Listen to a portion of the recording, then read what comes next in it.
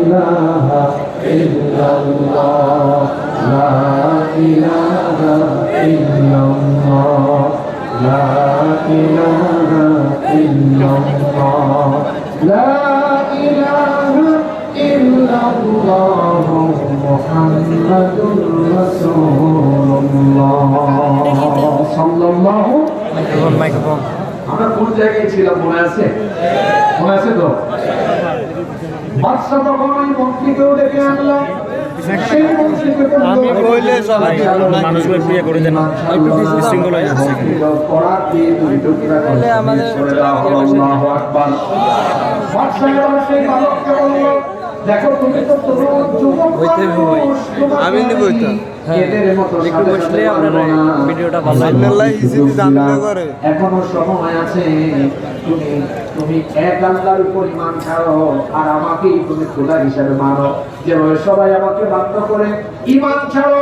সেই বালক তখন বলল, না আমিও ঈমান ছাড়বো না। এবার শুনুন যুবক ভাইরা আছে এখানে, একজন যুবকের কথা বলছি।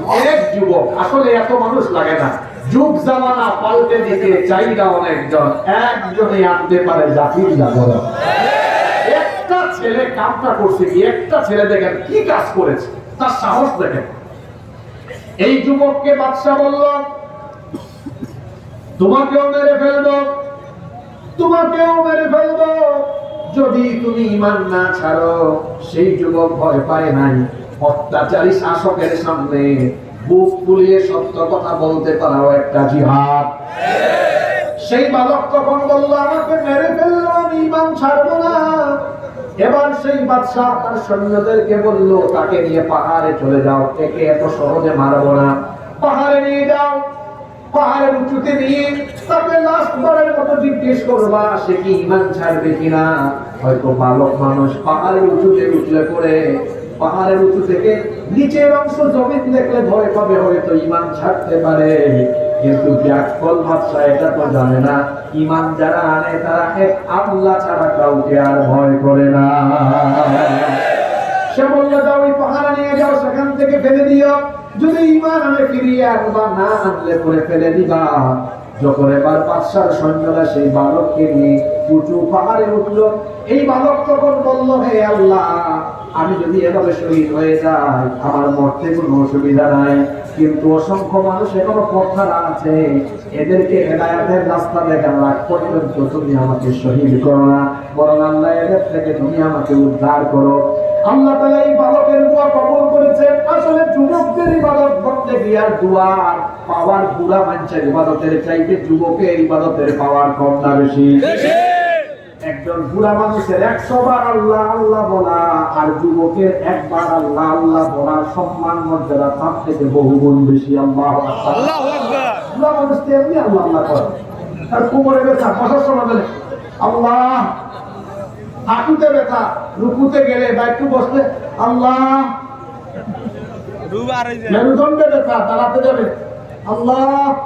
কিন্তু এই যে 18-20 বছরের ছেলে, এদের গায়ে শক্তি আছে, এরা এমনি আল্লাহ আল্লাহ বলে না। সে যদি একবার আল্লাহ বলে তো ভেতর থেকে বলে। বুড়া মানুষ 100 বার আল্লাহ বললে যতটা খুশি হন আল্লাহ, যুবক একবার শুধু আল্লাহ বলে ডাক দিলে আল্লাহ তার চেয়ে বেশি খুশি হন। এই বালক ছেলেটা সে বলতেছে, আল্লাহ তুমি আমাদেরকে এদের হাত থেকে বাঁচাও। আল্লাহর সাথে সাথে দোয়া কবুল করেছেন। সুবহানাল্লাহ। যে সৈন্যরা তাকে নিয়ে পাহাড়ে উঠেছিল, তখন এই পাহাড় কেটে হত্যা করার জন্য পাহাড় যখন কেটে উঠলো, ওরা নিজেরাই ভয়ে পাহাড় থেকে নিচে পড়ে সব কয়টা জালিম পড়ে গেল। আল্লাহু আকবার। যুবক একা একা হেঁটে হেঁটে আবার বাদশার দরবারে এসেছে। বাদশা কই, কি রে, তোরে না মারতে পাঠাইলাম, বুঝছি পাহাড়ের উপরে ওঠার পর ভয় পাইছিস, আয়, অসুবিধা নাই, তোরে মাফ করে দিব। তখন সেই বালক ছেলেটি বলে, না না না না, আমি তো আল্লাহ ছাড়া কাউকে ভয় করি না, আপনার ভয়ে কেন ঈমান ছাড়বো, আমি আপনার ভয়ে ঈমান ছাড়বো না। তখন বাদশা বলল, তো তোকে যারা নিয়ে গেল তারা তোকে হত্যা না করে এখানে ফিরে আনলো কেন? বালক বলল, তারা আমাকে কি ফিরে আনবে, আল্লাহ আমাকে ফিরিয়ে এনেছেন, আর তোর মতো জালিম বাদশার সৈন্যদেরকে আল্লাহ ওখানেই শেষ করে দিয়েছেন। আল্লাহু আকবার। বাদশা তখন বলল, দেখ তোরে এখনো বুঝাচ্ছি, বাচ্চা মনে মনে আবার এটাও বুঝতেছে এই ছেলেটা যেন তোদের ছেলে নয়, এর নাম আমার দলে রাখলে লাভ আছে না নাই। বাচ্চা চিন্তা করতেছে দেখি একটু আমার দলে আনা যায় কিনা। বাচ্চা বলতেছে দেখ তোরে কিন্তু সত্যি আমি মেরে ফেলবো। শেষবারের মতো বলতেছি ঈমান আন। বালক বলল না, আমি কিন্তু আল্লাহর উপর ঈমান ছাড়তে পারবো না, তোর উপর ঈমান আনতে পারবো না। বাচ্চা তখন আরো কিছু সৈন্যদেরকে আনলো, বললো এই ছেলেটাকে নিয়ে একেবারে গভীর সাগরে চলে যাও, সেখানে গিয়ে সে যদি ঈমান না আনে ওখানে ফেলে দিবা। কিন্তু এরা যখন এই বালক ছেলেকে নিয়ে একেবারে গভীর সাগরে গেল, ছেলেটা আবার দোয়া করল, আল্লাহ এদের থেকে আমাকে বাঁচাও। সেখানের মধ্যে উত্তাল তরঙ্গমালায় সব কয়টা জালিম সৈন্যকে একেবারে নিঃশেষ করে দিয়েছেন কে? এই বালক আবার ফিরে আসলো। বালক যখন ফিরে আসলো, বাদশা মনে করেছে বুঝছি সম্ভবত ঈমান আনার জন্য এখন চলে এসেছে, আমার উপর ঈমান আনবে, আল্লাহর উপর ঈমান ছাড়বে। বাদশা বলতেছে মনে হয় তুমি এখন ভয় পেয়েছো, সাগরে বিশাল জলরাশি আর উত্তাল তরঙ্গমালা দেখে সম্ভবত তুমি ভয় পেয়েছো। বালক বলল একজন মুমিন একজন ছাড়া কাউকে ভয় করে না, আমি তো ঈমান ছাড়ি নাই। বাদশা বলল তো তোমাকে যারা নিয়ে গেল তারা কোথায়? বালক বলল তারা সবগুলাকে পানির নিচে ডুবাইয়া মেরেছেন কে? বাদশা এবার বলল তুই তো সাংঘাতিক জিনিস, তোরে মারাও যায় না। এবার বালক বলল তুই আমার কখনো মারতে পারবি না, যতক্ষণ না আমার দেওয়া ফর্মুলা মোতাবেক অ্যাকশন নিবি ততক্ষণ পর্যন্ত আমাকে মারতে পারবি না। এবার বাদশা বলল কোন সেই ফর্মুলা? বালক তখন বলল আমাকে মারতে হলে তোমাকে একটা কাজ করতে হবে, তুমি সমস্ত এলাকাবাসী এবং দেশের বিভিন্ন স্থান থেকে জনগণকে এনে জড়ো করো। জনগণকে জড়ো করার পরে তুমি আমাকে একটা খেজুর গাছের সাথে বা যে কোনো ডালের সাথে বেঁধে তারপরে তীর এনে এই তীর মারার সময় বলবা বিসমি রাব্বিল গুলাম, অর্থাৎ এই বালকের রবের নামে তীর মারলাম, এটা বলে মারবা। দেখো আমি মারা যাব, কারণ আল্লাহর হুকুম ছাড়া দুনিয়ায় কারো মরণ হয় না। বলেন তো জীবন মৃত্যুর মালিক যিনি তিনি কে? আপনার যদি মৃত্যুর ফয়সালা না থাকে কেউ আপনাকে মারতে পারবে না। কেন ওই গুন্ডা স্বামী বলেছিল না যে আগামীকাল 10টায় আমি চিহ্নিত করে রাখলাম কারা কারা তোমরা এখানে এসেছো। আবার এটাও বলছে মায়ের কসম ব্যাকল, জানে না তো আল্লাহ ছাড়া কারো নামে কসম করা যায় না। মায়ের কসম করে বলছে তোমাদের মায়ের পেটের বাচ্চা শুদ্ধ আমি মেরে ফেলবো, বলে নাই? বলছে তাকে মারতে পেরেছে? তুই কি মারবি রে? কারণ জন্ম মৃত্যুর মালিক তো আল্লাহ। তুই এই এলাকার অনেক মানুষকে মারতে চেয়েছিলে, এই মানুষটা তোকে মারাও নাই, তুই জেনার হয়ে চোরের মতো পালিয়ে গিয়েছিস। সম্মানিত ভাইরা, আল্লাহু আকবার, সন্ত্রাসীদের আস্তানা জ্বালিয়ে দাও, পুড়িয়ে দাও, জ্বালিয়ে দাও, পুড়িয়ে দাও, সন্ত্রাসীদের আস্তানা জ্বালানোর পুরানোর দরকার নেই, ওদের বিরুদ্ধে অ্যাকশন দিবেন কে? আল্লাহ। এত অ্যাগ্রেসিভ হইলে চলবে না। আল্লাহর মাইল আছে না নাই? কবুল করেন। একটু পরের আয়াতগুলো শুনলে বুঝবেন হুজুর বুঝছি আল্লাহর অ্যাকশন তো বড় সাংঘাতিক। এটা তো বলেছিলাম দোকান কম দেন আর মনোযোগ দিয়ে শুনেন, আল্লাহ মনোযোগ দিয়ে শোনার তৌফিক দেন। আমি এখানে মাঠ গরম করতে আসি নাই, মাঠ গরম করে কোনো লাভ আছে? আমরা মাঠ গরম চাই না, আমরা হেদায়াত চাই। আমরা কি চাই? হেদায়েত চাই। আল্লাহ যেন আমাদেরকে হেদায়াত দেন। আমিন। কোন জায়গায় ছিল মনে আছে? এই বালক বলতেছে তুমি আমাকে মারতে পারবা, মানুষ তো করো, জনগণ আনো, এরপরে আমাকে বেঁধে একটা তীর মারো, আর মারার সময় বলো বিসমি রাব্বিল গুলাম, এই গুলামের রবের নামে মারছে।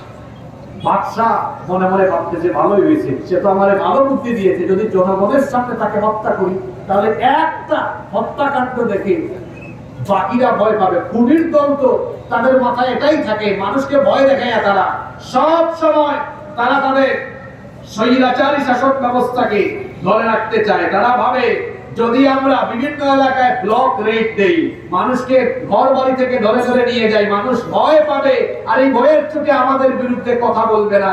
কিন্তু ওরা তো জানে না ঈমানদাররা যখন সম্মিলিত ভাবে আল্লাহর উপর তাওয়াক্কুল করে নেমে যায়, সেই বাঁধ ভাঙা জোয়ার কেউ রুখতে পারে না। সে ভেবেছে এই বাদশা যে সবার সামনে যদি এই বালককে হত্যা করি বাকিরাও তাদের মতো সোজা হয়ে যাবে। আর এই বালক ভাবতেছে এমন এক ঘটনা ঘটবে, আমার রবের নামে আমাকে হত্যা করা হলে সব উপস্থিত জনগণ আমার রবের উপর ঈমান আনে ফেলবে। সুবহানাল্লাহ। তাইলে দুইজনের চিন্তা একরকম না দুই রকম? জোরে বলেন, একরকম না দুই রকম? বাদশা এবার জনগণকে জড়ো করলো, সেই বালককে একটা ডালের সাথে বাঁধলো, তারপরে সত্যি সত্যি বিসমি রাব্বিল গোলাম বলে তীর মারলো। ওই বালক সঙ্গে সঙ্গে ওখানে শহীদ হয়ে গেল। সুবহানাল্লাহ। এটা যখন উপস্থিত জনগণ দেখলো, আল্লাহর বরত্ব ঘোষণা করে করে তারা বলল, হে জালিম বাদশা, শোনো, আজকের এই হত্যাকাণ্ড নিজেদের চোখের সামনে দেখার পরে বুঝলাম আসলেই জন্ম মৃত্যুর মালিককে। আমরা আর গুমরা থাকতে চাই না, আমরা সবাই কালেমা পড়ে ঈমানদার হয়ে গেলাম। আল্লাহু আকবার। এতগুলো মানুষ, হাজার হাজার মানুষ যখন ঈমান আনলো, এটা দেখার পরে বাদশার ভালো লাগে না, খারাপ লাগে। সেই জালেম বাদশা তখন বলল, গোটা এলাকা জুড়ে গর্ত খনন করো। কি খনন করো? গর্ত খনন করো। বাদশার আদেশ মতো গোটা এলাকা জুড়ে গর্ত খনন করা হলো। বাদশা বলল, সেখানে জ্বালানি সংগ্রহ করো, কাঠ সংগ্রহ করো। প্রত্যেকটা গর্তের ভেতরে জ্বালানি সংগ্রহ করে দেওয়া হলো। বাদশা বলল, যতগুলো মানুষ ঈমান এনেছে সবগুলাকে এবার এই গর্তের মধ্যে, জ্বালানির মধ্যে ঢুকায় দাও। জ্বালানির মধ্যে ঢুকায় দেওয়ার পরে বলল, আগুন লাগায় দাও। গর্তের ভেতরে সেই সকল ঈমানদারদেরকে ফেলে এই জীবন্ত মানুষগুলোকে পুড়িয়ে মারার আদেশ দিল এই জালিম বাদশা। আল্লাহ তাআলা সেই সকল ঈমানদারদের ব্যাপারে পরের আয়াতে বলছেন, এদেরকে যে এইভাবে আগুনে পুড়িয়ে, এভাবে গর্তের ভেতরে ঢুকায় আগুনে পুড়িয়ে ধ্বংস করে মারা হলো, এদের অপরাধ ছিল কেবল একটাই, وَمَا نَقَمُوا مِنْهُمْ إِلَّا أَن يُؤْمِنُوا بِاللَّهِ الْعَزِيزِ الْحَمِيدِ। এদের অপরাধ একটাই, এরা ঈমান এনেছে কার উপর? আল্লাহ। জোরে বলুন, ঈমান এনেছে কার উপরে? একজন নারী, তার কোলে ছোট্ট একটা শিশু, দুধের শিশু। এই নারী চিন্তা করছেন, হায় হায় হায়, আমাকে যদি আমার কোলের শিশু সহ ফেলে দেয়, ছোট্ট শিশুটা সে হয়তো মারা যাবে, কিংবা আমার শিশুকে রেখে যদি আমাকে ফেলে দেয়, আমার শিশু না খেয়ে মরে যাবে। এই মহিলা চিন্তা করছিল, বাদশার সামনে একটু মিথ্যা বলি, কিন্তু আল্লাহর কি কুদরত, এই দুধের শিশুর জবান আল্লাহ করে দিলেন। এই দুধের শিশু তার মাকে বলল, মা গো, কেন ভয় পাচ্ছ? এটা ওই জালেম বাদশার জ্বালানো আগুন নয়, ওখানে ঝাঁপ দিয়ে দেখো, এটা তোমার আমার জন্য আল্লাহর জান্নাতের ফুল বাগান হয়ে যাবে। আল্লাহু আকবার বলে, আল্লাহু আকবার। এই জালিমের গোষ্ঠী এইভাবে করে অসংখ্য মানুষকে গর্তের ভেতরে ঢুকায়া আগুন জ্বালায়া পুড়ায়া মেরেছে। আল্লাহ এদের কথা কোরআনে বলছেন, কুতিলা আসহাবুল উখদুদিন নারি যাতিল ওয়াকুদি হুম আলাইহা কুদুন ওয়া হুম আলা মা ইয়াফআলুনা বিল মুমিনিনা শুহুদ। আল্লাহ তাআলা বলছেন, ধ্বংস হয়েছে গর্তওয়ালারা, যারা গর্তের ভেতরে আগুনের ইন্ধন জ্বালিয়ে সেখানে ঈমানদারদেরকে হত্যা করেছিল, আর তারা বসে বসে সেই দৃশ্য দেখছিল। আল্লাহ তাআলা এবার বলছেন, তোমরা ঈমানদারদেরকে এইভাবে করে কষ্ট দিয়ে দিয়ে হত্যা করা যে চিত্র দেখছিলে, মনে রেখো, নবমণ্ডল ভূমণ্ডলের মালিক আল্লাহ এই জরুর দেখেছেন কি দেখেন নাই? সে আল্লাহ বলছেন, আল্লাযী লাহু মুলকুস সামাওয়াতি ওয়াল আরদি ওয়াল্লাহু আলা কুল্লি শাইইন শাহীদ। নবমণ্ডল ভূমণ্ডলের মালিক সেই সর্বশক্তিমান আল্লাহ, তিনিও দেখেছেন। আল্লাহ এই ঘটনাটা বলার আগে তিনটা আয়াতে কসম করেছেন কয়বার? জোরে বলেন কয়বার? আরো জোরে বলেন কয়বার? আমি বলেছিলাম কেন আল্লাহ কসম করেছেন, সেটা ঘটনা বলার পরে বলবো। কারণ আল্লাহ কসম করেন, কসমের করে যেই ঘটনা বলেন, ঘটনার সাথে সম্পর্কিত বিষয়ে আল্লাহ কসম করেন। এই ঘটনার কারণে কেন আল্লাহ প্রথম নক্ষত্র বিশিষ্ট আসমানের কসম করেছেন। তার কারণ হলো এই নক্ষত্র বিশিষ্ট বিরাট এই আসমান, এটাকে পরিচালনা করা আল্লাহর কাছে যদি এত সহজ হয়, তাহলে দুনিয়ার দুর্বল সৃষ্টি মানুষকেও যদি জালিম হয়, তাকে দুনিয়া আখিরাতে পাকড়াও করা আল্লাহর জন্য সহজ না কঠিন? এজন্য আল্লাহ নক্ষত্র বিশিষ্ট আসমানের কসম করে তার মহামহিয়ান সত্তা, তিনি যে কত শক্তিশালী সেটা বুঝিয়েছেন। এরপরে আল্লাহ তাআলা ওয়াল ইয়াউমিল মাউউদ বলে কিয়ামতের দিনের কসম করেছেন। কিয়ামত দিনের কসম আল্লাহ এই জন্য করেছেন, তোমরা যেভাবে ঈমানদারদেরকে দুনিয়ায় নির্যাতন করে আসতেছো, মুসলিমরা আজকে শক্তির অভাবে তোমাদেরকে মোকাবেলা করতে পারে না, কিন্তু এই মুসলিমদের উপর যত জুলুম করেছো, কিয়ামতের দিন তার বদলা পুরোপুরি যিনি বুঝায় দিবেন তিনি কে? আল্লাহ। 3 নম্বর আল্লাহ কসম করেছেন ওয়াশাহিদুন ওয়া মাশহুদ, এই দিনের শাস্তির সাক্ষ্য যারা হবে এবং সেই কিয়ামত দিবসের কসম আল্লাহ করে এই কথা বোঝাতে চেয়েছেন, তোমরা যেভাবে হেসেছো, মজলুমদের উপর জুলুম থেকে জালিমরা যেভাবে হেসেছে, সেই দিন মজলুমরা জালিমদের পরিণতি দেখবে আর বলবে আমাদের আল্লাহ কত শক্তিমান। আল্লাহু আকবার। সেই আল্লাহ বলছেন এই জালিমদেরকে ছাড় দেওয়া হবে না।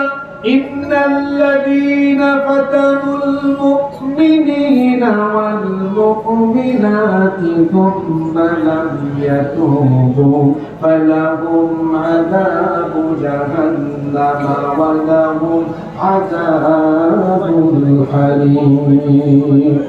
নিশ্চয়ই যারা ঈমানদার নারী পুরুষ যাদেরকে কষ্ট দিয়েছে, জুলুম নির্যাতন করেছে এবং যারা তওবা করেনি, তাদের জন্য জাহান্নামের কঠিন শাস্তি এবং জাহান্নামে তাদেরকে যিনি পুড়িয়ে মারবেন তিনি কে?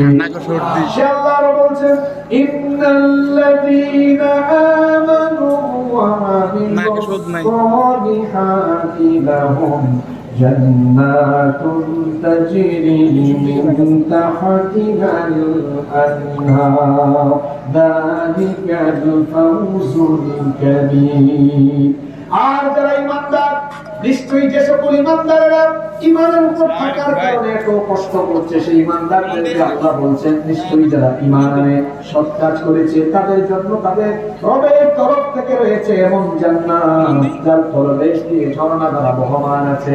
ঈমানদাররা দুনিয়ায় নির্যাতিত নিপীড়িত হলেও তাদের কোনো লস নাই, কারণ দুনিয়াতে তাদের জন্য রয়েছে আল্লাহর রহমত, আর কিয়ামতে তাদের জন্য রয়েছে আল্লাহর জান্নাত। সুবহানাল্লাহ। এই সূরার এই আয়াতগুলো নাযিল হয়েছে তখন যখন গোটা মক্কার সাহাবীরা নির্যাতিত নিপীড়িত হয়েছেন। আল্লাহ তাআলা সেই সময় এই সূরা নাযিল করে মক্কার সেই সকল মর্দে মুজাহিদদেরকে জানাচ্ছেন, কেন তোমরা হতাশ হচ্ছ? তোমাদের পূর্বপুরুষরা তো গর্তের ভেতরে ঈমানের পরীক্ষা দিয়েছে, আগুনের পরীক্ষা দিয়েছে, তারা আগুনে জ্বলে পুড়ে ছারখার হয়েছে, তাও তারা ঈমান বাতিলের কাছে বিক্রি করে নাই। আল্লাহু আকবার। আর আল্লাহ তাআলা এই আয়াতগুলো শোনায়া মক্কার কাফিরদেরকে সতর্ক করছেন, হে কাফিরের দল, তোমাদের আগেও পৃথিবীতে যত জালেমেরা জুলুম করেছে কাউকে ছেড়ে দেই নাই, সুতরাং তোমরা যারা এখনো আমার ঈমানদারদের উপর জুলুম করছো তোমাদেরকেও ছাড় দেওয়া হবে না। আল্লাহু আকবার। কারণ আমার আল্লাহ তিনি এমন। এরপরে আয়াতে আল্লাহ বলছেন ইন্না বাতাশা রাব্বিকা লাশাদীদ ইন্নাহু হুয়া ইউযিবু ওয়া ইউঈদ। ইন্না বাতাশা রাব্বিকা লাশাদীদ, নিশ্চয়ই তোমার রবের ধরা, তোমার রবের পাকড়াও বড় কঠিন। তোমার রব ধরেন না, ধরেন না, ধরেন না। যখন তিনি ধরেন তখন জালিমকে ছাড়েন না, জালেমের গোষ্ঠী শুদ্ধ ধ্বংস করে দেন। এটা আল্লাহর সুন্নাত, এটা আল্লাহর নিয়ম। বুখারী এবং মুসলিম শরীফে হাদিস এসেছে, আল্লাহর নবী বলেছেন ইন্নাল্লাহা লা ইউমলি লিয-যালিম, নিশ্চয়ই আল্লাহ জালিমকে সুযোগ দেন, জালিমকে আল্লাহ অবকাশ দেন। ফাইদা আখাযাহু লাম ইউফিতহু, অতঃপর যখন তিনি জালিমকে ধরেন তখন আর ছাড়েন না। এই দুনিয়াতে ইতিপূর্বে যত মানুষ জুলুম করেছে প্রত্যেক জালিমকে আল্লাহ দুনিয়াতে শাস্তি দিয়ে তারপরে দুনিয়া থেকে বিদায় করেছেন। জুলুমের শাস্তি হলো জাহান্নাম, এই শাস্তি তো হলো পরকালে, মৃত্যুর পরে কিন্তু জুলুমের শাস্তি আল্লাহ তাআলা দুনিয়া থেকে দেওয়া আরম্ভ করেন। কোন জালিমকে আল্লাহ তাআলা জুলুমের শাস্তি না দিয়ে দুনিয়া থেকে বিদায় করেন না, কারণ জালিমদের জুলুমের খবর আল্লাহর কাছে আছে না নাই? রব্বুল আলামিন বলছেন ওয়ালা তাহসাবান্নাল্লাহু গাফিলান আম্মা ইয়ামালুল যালিমুন। কোরআন কারীমের 14 নম্বর সূরা সূরা ইব্রাহিমের 42 নম্বর আয়াত আল্লাহ তাআলা বলছেন জালিমরা যেন এই কথা মনে না করে, তাদের জুলুমের ব্যাপারে আল্লাহ গাফিল, এটা যেন তারা মনে না করে, বরং তাদের জুলুম সম্পর্কে যিনি সব জানেন, জোরে বলেন তো তিনি কে? সে আল্লাহ বলছেন আমি জালিমদেরকে ছাড়ি না। কোরআন কারীমের 22 নম্বর সূরা সূরাতুল হাজ 45 নম্বর আয়াতে আল্লাহ বলছেন فَكَأَيِّن مِّن قَرْيَةٍ أَهْلَكْنَاهَا وَهِيَ ظَالِمَةٌ فَهِيَ خَاوِيَةٌ عَلَى عُرُوشِهَا وَبِئْرٍ مُّعَطَّلَةٍ وَقَصْرٍ مَّشِيدٍ। আল্লাহ তাআলা বলছেন এমন বহু জনপদ, এমন বহু এলাকাকে আমি ধ্বংস করেছি যার অধিবাসীরা ছিল জালিম। তাদের জুলুমের কারণে তাদের ঘরের ছাদ সহ বাড়ি ঘরকে আমি ধ্বংসস্তূপে পরিণত করে দিয়েছি। আল্লাহ তাআলা বলছেন সেই জনপদের লোকদের জুলুমের কারণে যখন আমি তাদের উপর আযাব আর গজব দিয়েছি, তাদের এলাকার কুয়াগুলোকে আমি পরিত্যক্ত বানিয়ে দিয়েছি, সুউচ্চ সুন্দর প্রাসাদগুলোকে মাটির সাথে মিশিয়ে দিয়ে ধ্বংস করে দিয়েছেন কে? আল্লাহ। আস্তে বলবেন না, জোরে বলেন কে? আল্লাহ বলছেন আমি আল্লাহ কাউকে ছাড়ি না। সূরা আনকাবুতের 40 নম্বর আয়াতে আল্লাহ বলছেন ফাকুল্লান আখাযনা বিযামবিহি ফামিনহুম মান আরসালনা আলাইহি হাসিবা ওয়া মিনহুম মান আখাযাতহু الصيحة ومنهم من خسفنا به الأرض ومنهم من أغرقنا وما كان الله ليظلمهم ولكن كانوا أنفسهم يظلمون। الله تعالى বলছেন প্রত্যেকটি আমি তাদের জুলুমের কারণে ধরেছি, পাকড়াও করেছি। কাউকে কাউকে তাদের জুলুমের কারণে আসমান থেকে পাথর কুচি বৃষ্টি পাঠিয়ে সকলে ধ্বংস করে দিয়েছি। কাউকে কাউকে তাদের জুলুমের কারণে আসমান থেকে বজ্রনিনাদ পাঠিয়ে তাদেরকে গোষ্ঠী শুদ্ধা শেষ করে দিয়েছি। আবার কারো কারো জুলুমের কারণে আমি তাদেরকে মাটির তলায় ধসাইয়া দিয়েছি। আবার কাউকে কাউকে আমি জুলুমের কারণে পানিতে ডুবাইয়া মেরেছি। আমরা তো সবাই জানি পানির ওপর নাম জীবন, আর ফেরাউনের জন্য হয়েছে পানির ওপর নাম। এখানে আল্লাহ 4টা জালেম সম্প্রদায়ের কথা বলেছেন, জুড়ে বলেন কয়টা? আমি একেবারে সূরা নাম্বার আয়াত নাম্বার বলেছি, বাড়িতে গিয়ে মিলায়া দেখবেন। এটা সূরা আনকাবুতের 40 নাম্বার আয়াত। আল্লাহ বলেছেন কাউকে কাউকে জুলুমের কারণে পাথরের বৃষ্টি পাঠায় আসমানে গজব দিয়ে শেষ করেছি।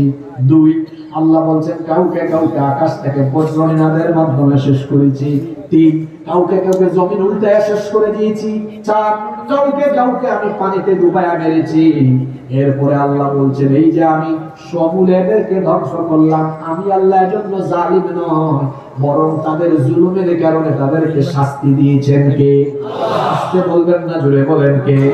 সে আল্লাহ সূরা বুরুজে বর্তমানদের এই কাহিনী উল্লেখ করার পরে আল্লাহ তাআলা মক্কার জালিমদেরকেও সতর্ক করলেন। এর পাশাপাশি কিয়ামত পর্যন্ত আসা দুনিয়ার সকল স্বৈরাচার আর জালিমদেরকে আল্লাহ তাআলা যেন এই আয়াতের মাধ্যমে জানিয়ে দিলেন, শোনো, মানুষের উপর জুলুম করে মনে করো না পাস পেয়ে যাবা, মানুষের উপর জুলুম করে তুমি মনে করো না পার পেয়ে যাবা, কারণ তোমার রবের সুন্নাত হলো, তোমার রব হলেন এমন। পরে আমার সাথে ইন্না বাতাশা রাব্বিকা লাশাদীদ ইন্নাহু হুওয়া ইউবদিউ ওয়া ইউঈদ ওয়া হুয়াল গফুরুল ওয়াদুদ যুল আরশিল মাজিদ ফাআলুল লিমা ইউরিদ। আল্লাহু আকবার। নিশ্চয় তোমার রবের ধরা বড় কঠিন। তোমার রবের ধরা বড় কঠিন। পার্লামেন্টে একবার তিনি বলেছিলেন, একদম কুরআনের আয়াত তেলাওয়াত করে, যে তুতিল মুলকা মান তাশাউ ওয়া তানজিউল মুলকা মিম্মান তাশা। আল্লাহ যাকে চান ক্ষমতায় বসাতো, আল্লাহ চাইছেন বলে আমরা বসেছি। তো ফেরাউন তো ক্ষমতায় ছিল, নমরুদ তো ক্ষমতায় ছিল। আল্লাহ তাআলা ক্ষমতাসীন ব্যক্তিদেরকে ক্ষমতা দিয়েও পরীক্ষা করে, কিন্তু মাঝে মাঝে এমন হয় ক্ষমতাসীন ব্যক্তিরা ক্ষমতার ঠেলায় স্বৈরাচার হয়ে যায়, দাম্ভিক অহংকারী হয়ে যায়, এমন অহংকারী হয় যে 41 সাল পর্যন্ত থাকবো কেউ নামাতে পারবে না। দাম্ভিক হয়ে হয়ে এমন কথা বলে, কিন্তু তারা জানে না সকালবেলার ক্ষমতাসীন ব্যক্তিকে দুপুরের খাবার না খাওয়ায়া একেবারে চোরের মতো ক্ষমতা ছাড়া করতে পারেন কে? সকালবেলার ক্ষমতাসীন ব্যক্তিকে বিকাল বেলায় চেয়ার থেকে নামাইয়া জনগণের জুতার বাড়ি খাওয়াইয়া জেলখানায় ঢোকাতে পারেন কি?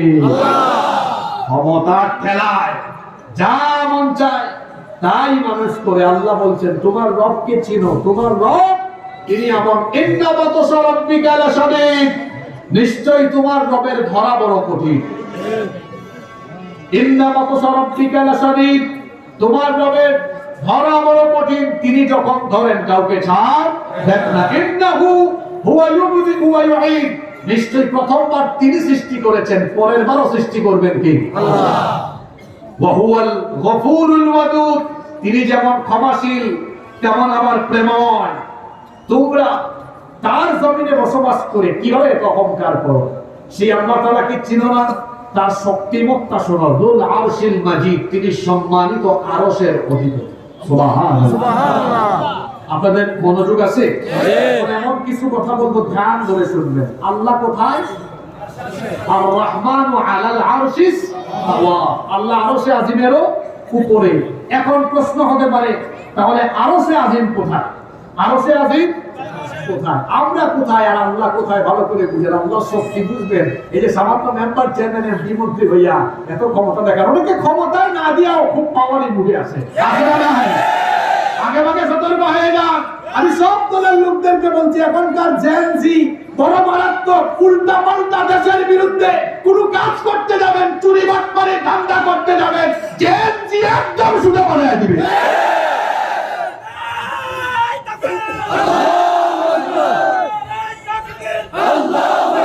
সম্মানিত ভাইয়েরা, এরা সব 35-এর সেনা, বুঝা যাচ্ছে। হ্যাঁ, আমি তাদেরকে খুব মহব্বত করি, কারণ তারা দেশকে ভালোবাসে। সম্মানিত ভাইরা, এবারে বুঝেন আল্লাহর আরশ কোথায়। আমরা আছি এখন দুনিয়ায়। এটা হচ্ছে আমাদের সৌরজগতের গ্রহ সমূহের মধ্যে একটা ছোট্ট গ্রহ। এর বাহিরে কি গ্রহ আর নাই? বুধ, শুক্র, পৃথিবী, বৃহস্পতি, শনি, ইউরেনাস, নেপচুন আছে না? এর মধ্যে এটা একটা গ্রহ। তো সৌরজগৎ, আমাদের সৌরজগতের এটা একটা গ্রহ। আমাদের সৌরজগৎ যে গ্যালাক্সির ভেতরে, এরকমের কি একটা গ্যালাক্সি নাকি? বিজ্ঞানীরা তাদের গবেষণা অনুযায়ী বলেছেন এখনো পর্যন্ত 2 ট্রিলিয়ন গ্যালাক্সির সন্ধান তারা পেয়েছেন। আল্লাহু আকবার। তার মানে তাদের জানার বাইরে আরো আছে না নাই? এটা হচ্ছে প্রথম আসমানের নিচের খবর না উপরের খবর? প্রথম আসমানের নিচের মহাশূন্য, এরপরে দ্বিতীয় আসমান, এরপরে তৃতীয় আসমান, এরপরে চতুর্থ আসমান, এরপরে পঞ্চম, ষষ্ঠ, সপ্তম, তাই না? সিদরাতুল মুনতাহা। এরপরে কি? এরপরে হলো কুরসি। এরপরে কি? আমার দেশে মানুষ বলে কুরসি মানে চেয়ার। কুরসি মানে শুধু চেয়ার না, হাদিসে এসেছে আল কুরসিয়্যু মাওদিউল কদামাইন। আল্লাহর রাসূল বলেছেন কুরসি হচ্ছে মহান আল্লাহর কুদরতি পা দুইটা রাখার জায়গা। আল্লাহু আকবার। কুরসি হচ্ছে মহান আল্লাহর কুদরতি দুইটা কদম রাখার জায়গা। এই কুরসিটা কত বড়! এই কুরসিটা কত বড়! আল্লাহর নবী বলেছেন একটা ঢালের মধ্যে 7টা দিরহাম, যেমন 7টা দিরহাম একটা ঢালের মধ্যে যেমন ছোট। আমি আরো সহজ করে বলি, আপনার হাতের যে সরিষার দানা, 7টা সরিষার দানা নেন। আচ্ছা, 7টা সরিষার দানা কি খুব বড়? আপনার হাতে 7টা সরিষার দানা যেমন ছোট, তেমনি আল্লাহর কুদরতি চরণ রাখার জায়গা কুরসির তুলনায় 7 আসমান ততটা ছোট। সুবহানাল্লাহ। এত আসতে বললেন। কুরসি এর চাইতে আরশ কত বড়। আল্লাহ রাসূল কি সুন্দর উদাহরণ দিয়েছেন। তোমাদের হাতের একটা আংটি যেমন মরুভূমিতে ফেলে দিলে, আচ্ছা সাহারা মরুভূমি বা যে কোনো মরুভূমিতে একটা আংটি ফেললে মরুভূমির তুলনায় আংটিটা ছোট না বড়? জোরে বলে ছোট না বড়? মরুভূমিতে একটা আংটি যেমন তুচ্ছ, ঠিক তেমনি যেই কুরসি সাত আসমানের তুলনায় বড়, বলা হচ্ছে কুরসির তুলনায় সাত আসমান সাতটা সরিষার দানার মতো। আবার ওই কুরসি হলো আরশের তুলনায় এতটা ছোট। মরুভূমিতে আংটি যেমন খুব ক্ষুদ্র, তেমনি আরশের তুলনায় কুরসিও তেমন ক্ষুদ্র। আল্লাহু আকবার। সে আল্লাহ বলছেন, আমার জমিনে বসবাস করে তারপরে আমার বিরুদ্ধে বিদ্রোহ করো, আমার ইমানদারদের উপরে মাতব্বরি করো, আমার ইমানদারদেরকে জুলুম নির্যাতন করো, সাহস তো তোমার কম না। হ্যাঁ, আমার পরিচয় হলো ফাআলুল লিমা ইউরিদ, তিনি যা চান তাই করতে আল্লাহ পারেন না? আল্লাহ তাআলা বলছেন, قل فمن يملك لكم من الله شيئا إن أراد بكم ضرا أو أراد بكم نفعا بل كان الله بما تعملون خبيرا। কোরআন কারীমের 48 নম্বর সূরা সূরাতুল ফাতহের 11 নম্বর আয়াতের শেষাংশে আল্লাহ বলেছেন, ও নবী আপনি বলুন, আল্লাহ যদি কারো ক্ষতি করতে চান কেউ কি তার উপকার করতে পারবে নাকি? আবার আল্লাহ যদি কারো উপকার করতে চান কেউ তার ক্ষতি করতে পারবে না, কারণ আল্লাহ যা ইচ্ছা তাই করতে পারেন। তিনি সাগরকে নগর বানাতে পারেন, নগরকে সাগর বানাতে পারেন, রাতকে দিন বানাতে পারেন, দিনকে রাতও বানাতে পারেন, জীবিতকে মারতে পারেন, মৃতকে জীবিত করতে পারেন। তিনি আবার এতিম ব্যক্তিকে অসহায় ব্যক্তিকে টাকাওয়ালা বানাতে পারেন, আবার সম্পদশালী ব্যক্তিকে রাস্তার ফকির বানাতে পারেন। তিনি চাইলে যে কাউকে অসহায় ব্যক্তিকে ক্ষমতায় বসাতে পারেন, আবার তিনি চাইলে দাম্ভিক ব্যক্তিকে জুতার বাড়ি খাওয়ায়া ক্ষমতার চেয়ার থেকে নামাতে পারে। সেই আল্লাহ এবার বলছেন, ও নবী আপনার সাহাবীরা যেন অত্যাচার নির্যাতনে হতাশ না হয়, এটার মাধ্যমে আল্লাহ তাআলা তামাম দুনিয়া মুমিনদেরকে বলছেন জুলুমি নির্যাতনে হতাশ হয় না, কারণ তোমরা কি জানো না তোমাদের সেই মহান রব ইতিপূর্বে জালেমদের সাথে কি করেছেন। আল্লাহ এবার এই সূরার শেষের দিকে বলছেন, যারা পারেন আমার সাথে বলেন, হাল আতাকা হাদিসুল জুনুদি ফিরআউনা ওয়া সামুদ বালিল্লাযীনা كفروا في تكذيب والله من ورائهم محيط هل أتاك حديث الجنود তোমার কাছে কি সেই সেনাদের সেই সৈন্যবাহিনীর খবর পৌঁছায়নি? ফিরআউন ওয়া তামুদ, ফিরআউন এবং সামুদের বাহিনী, কয়টা বাহিনীর কথা আল্লাহ বলছেন? এই ফিরআউনের বাহিনীকে আল্লাহ তাআলা কি করেছেন? দাম্ভিক অহংকারী ফেরাউন, সে গোটা মিশরে মুসা নবী এবং তার উম্মতের উপর জুলুম নির্যাতন চালিয়েছে। কেমন স্বৈর শাসক সে ছিল, নিজের ক্ষমতাকে ধরে রাখার জন্য বনি ইসরাইলের হাজার হাজার শিশুকে সে হত্যা করেছে। এখানে আলেমদেরকে সাক্ষ্য রেখে বলছে, আল্লাহ কোরআনে বলেছেন, ফেরাউনের কথা বলছেন, ইউদাব্বিহুনা আবনাআকুম, এত বড় স্বৈরাচার ছিল। বনি ইসরাইলের নবজাতক শিশু ছেলেদেরকে ধরে ধরে জবাই করত। ইউকাত্তিলুনা আবনাআকুম, সে শিশুদেরকে ধরে ধরে হত্যা করত। আমরা তো ওই যুগের ফেরাউন দেখি নাই, কিন্তু এই যুগের ফেরাউন আমরা দেখেছি। সেও তার ক্ষমতার জন্য স্কুল কলেজে বহু তরতাজা ছাত্রকে ঠান্ডা মাথায় পাখির মতো গুলি করার আদেশ দিয়েছে। এত তাড়াতাড়ি ভুলে গিয়েছেন নাকি? ভুলে গিয়েছেন নাকি?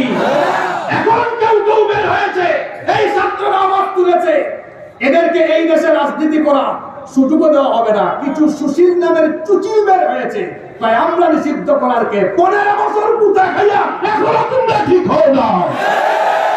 জাক্করের দল যারা ঠান্ডা মাথায় আমার দেশের হাজারো মায়ের বুক খালি করেছে, সেই ঠান্ডা মাথার খুনিদের কোনো মাফ নাই, ক্ষমা নাই। এই জেনারেশন জি, এই ছাত্র তরুণদের পালস তারা বাংলাদেশে বুঝবে না, তারা বাংলাদেশে রাজনীতি করার সুযোগ পাবে না। এটা আমার কথা নয়, বসেন বসেন, কথা বলতে দেন। এটা আমার কথা নয়, এখানে দাঁড়িয়ে থাকা প্রত্যেকটা 18, 20, 22 বছরের যুবকদের মনের কথা আমি বলছি। এটা আমি আমার কথা বলি না। এই যে দেখেন মাহফিলে এসেছে কারা, সব এরা এসেছে, এটা আমার মুখের কথা নয়, এটা ওদের মনের কথা। প্রথম আলো যদিও এটা দিল্লির অনুগামী, কিন্তু তাও 3-4 দিন আগে তারা যে কাম করছে, অনেক ডানপন্থী মিডিয়াও এই কাজ করতে পারে নাই। প্রথম আলোর ইউটিউব চ্যানেলে 3-4 দিন আগে তারা 5ই আগস্টে সাভার হত্যাকাণ্ডের একটা ভিডিও দিয়েছে। আমি জানি না আপনারা এটা দেখছেন কিনা, কে কে দেখছেন? এটা অনেকে আছে, মাশাআল্লাহ। বলেন তো এই ভিডিওটা যারা দেখেছেন, 3-4 মিনিট দেখার পরে অবস্থাটা কি হয়েছে? আমি নিজে কেঁদে ফেলেছি। এইভাবে কি মানুষ মানুষকে মারতে পারে? একদম এইরকম মাথার কাছে বন্দুক এনে ঠান্ডা মাথায় পাখির মতো যারা গুলি করে এভাবে নিরপরাধ মানুষদেরকে হত্যা করেছে, ডক্টর ইউনূস সাহেবকে বলবো, আপনি সংস্কার করবেন পরে, নির্বাচন দিবেন পরে, এই ঠান্ডা মাথার খুনিদের খুনের বিচার করতে হবে আগে। যারা আগে আগে নির্বাচন চায়, যারা আগে আগে নির্বাচন চায়, তাদের কাছে প্রশ্ন, মুখ দিয়ে বক্তব্য দেওয়ার সময় নির্বাচনের কথা কয়বার বলেন, আর কয়বার খুনের বিচার চাওয়ার জন্য কথা বলেন? এটা ছাত্র জনতা বিচার করবে।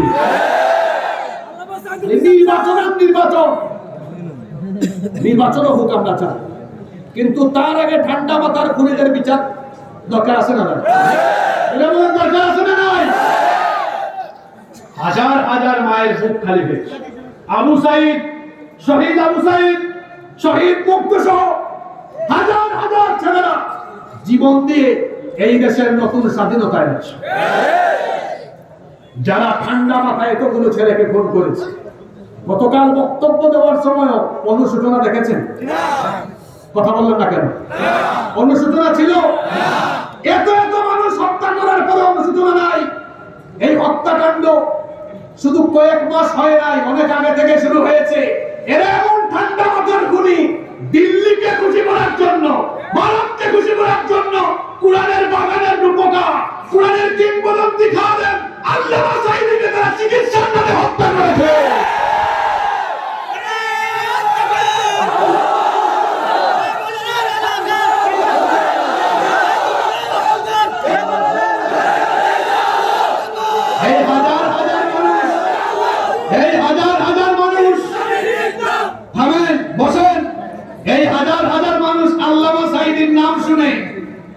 তারা মহব্বতে দাঁড়িয়ে গেল কেন? আপনি তো তাকে ধর্ষণকারী অপবাদ দিয়ে জনবিচ্ছিন্ন করার চেষ্টা করেছেন, কিন্তু আল্লাহ তাআলার কি কুদরত, আল্লামা সাঈদী জনবিচ্ছিন্ন হন নাই, বরং আপনি নিজেই আজকে জনবিচ্ছিন্ন হয়ে চোরের মতো দেশ থেকে পালিয়ে যেতে পারতেন।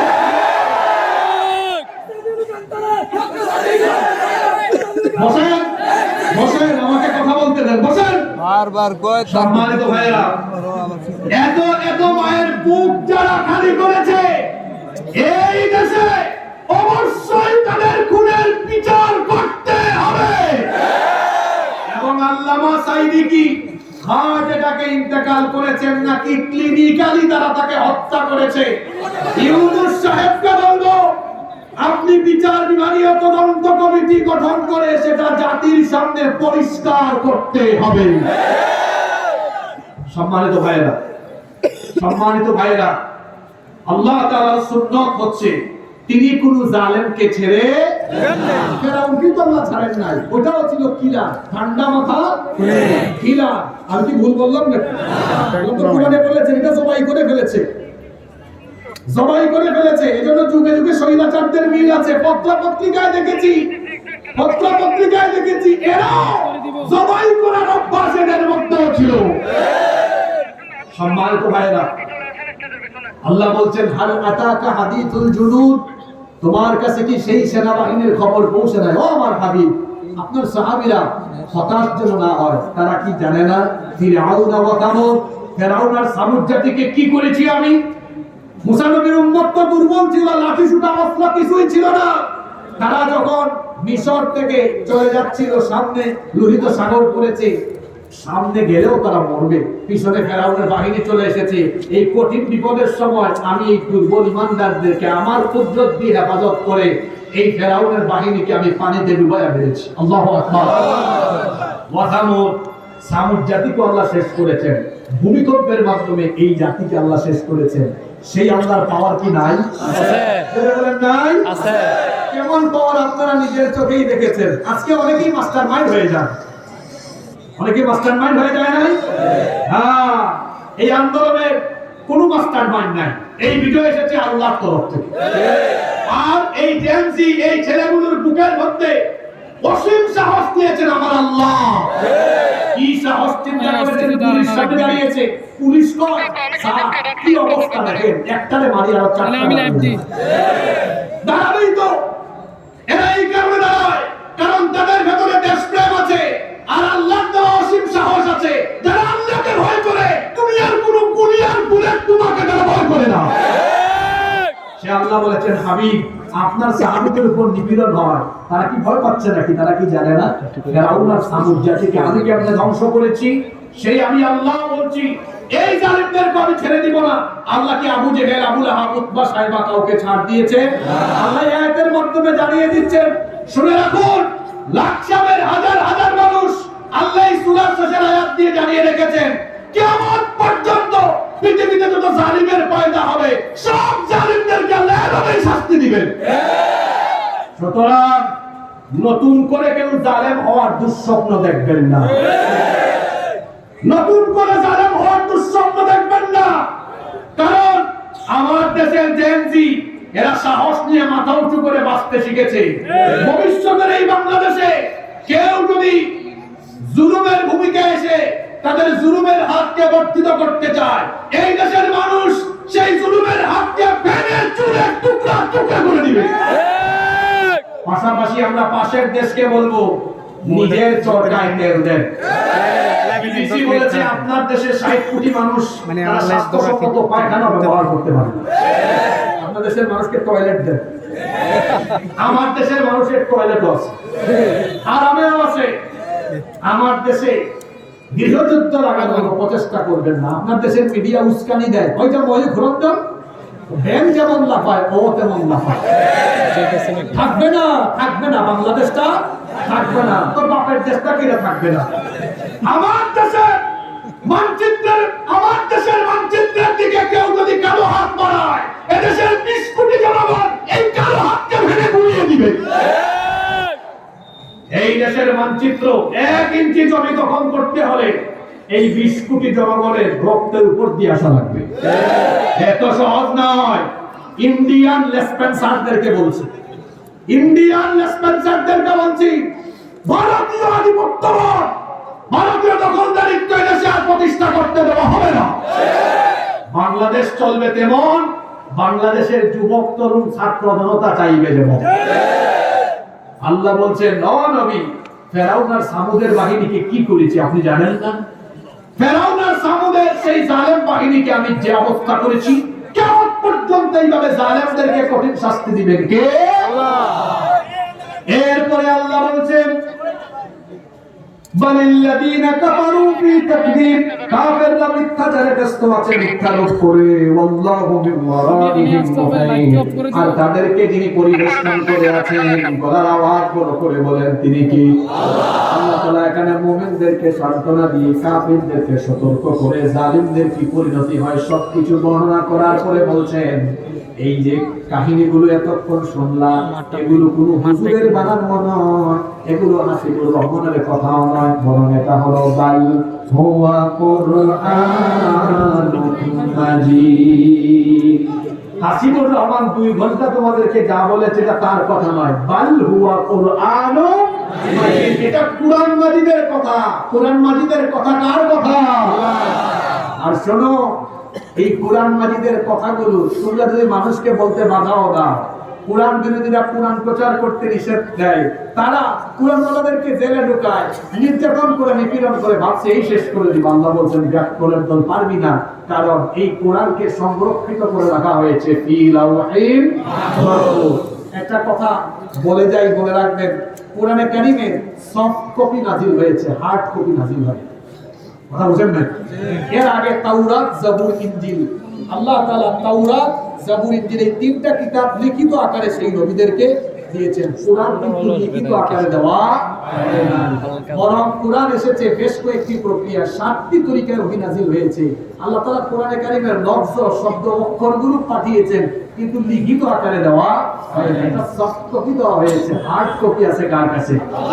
কোথায় আছে? ফি লাওহিন মাহফুজ, লাওহে মাহফুজে। এজন্য কিয়ামত পর্যন্ত পৃথিবীতে কেউ কোরআন আর কোরআনের আন্দোলনকে থামিয়ে দিতে পারবে না, বরং কোরআন আর কোরআনের আন্দোলনকে থামাতে গিয়ে তারা নিজেরাই থেমে যাবে, নিজেরাই ধ্বংস হয়ে যাবে, নিজেরাই পালিয়ে যাবে। কোরআন আর কোরআনের আন্দোলনের কর্মীরা থাকবে। আমি তো আগেই বলেছি, 15 বছর জেল, জুলুম, নির্যাতন, মামলা, হামলা সহ্য করে আমরা তো সবাই দেশেই ছিলাম। কি এমন করেছেন আপনারা? 5 তারিখের পরে 5টা মিনিটও দেশে থাকতে পারলেন না, তার মানে বোঝা গিয়েছে দেশের বিরুদ্ধে কাজ করেছেন। এই জন্য দেশপ্রেমিক মানুষের সাথে বসবাস করার সাহসটুকু পর্যন্ত আপনারা হারিয়ে ফেলেছেন। সূরা বুরুজ থেকে আমরা আজকে আলোচনা করেছি। এই 22 আয়াত বিশিষ্ট এই সূরার তাফসীর থেকে আমরা এই শিক্ষাই নিব যে জুলুমের, নির্যাতনের কঠিন পরিস্থিতিতে আমরা হতাশ হব না, ভরসা করবো কার উপরে? আর 2 নম্বর শিক্ষা নিব, জালিমের জুলুম কখনো চিরস্থায়ী হয়, জুলুমের শাস্তি দেন কে? যত আমরা আল্লাহর দ্বীনের পক্ষে থাকবো। রাজি আছেন তো সবাই? কারা কারা রাজি আছেন? একটু হাত তুলে হয়েছে, হাতটা তুলে রাখেন, কেউ স্লোগান দিয়ে না, হাতটা তুলে রাখেন। সবাই রাজি আছেন তো? এই মাদ্রাসা এখান থেকে আগামী দিনে কোরআনের সৈনিকরা তৈরি হবে ইনশাআল্লাহ। এই মাদ্রাসাটি এগিয়ে যাক, আমরা সবাই চাই কি চাই না?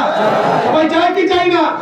এখন কিছু ব্যাগ আর চাদর ঢুকবে, আমরা এই মাদ্রাসায় নিজেদের 2টা হাতকে প্রসারিত করব, হাতগুলা নামায়া নামায়া পকেটে ঢোকান, মানুষের পকেটে ঢোকায়, নিজের পকেটে ঢোকান। খবরদার ওই যে উনাকে ধরেন, ওই কালো গেঞ্জি ধরেন, উনি 20,000 টাকা দেওয়া উঠছে কেন? আমরা 2 মিনিট সময় নিচ্ছি, এর ফাঁকে দিয়ে কথা বলি। আজকের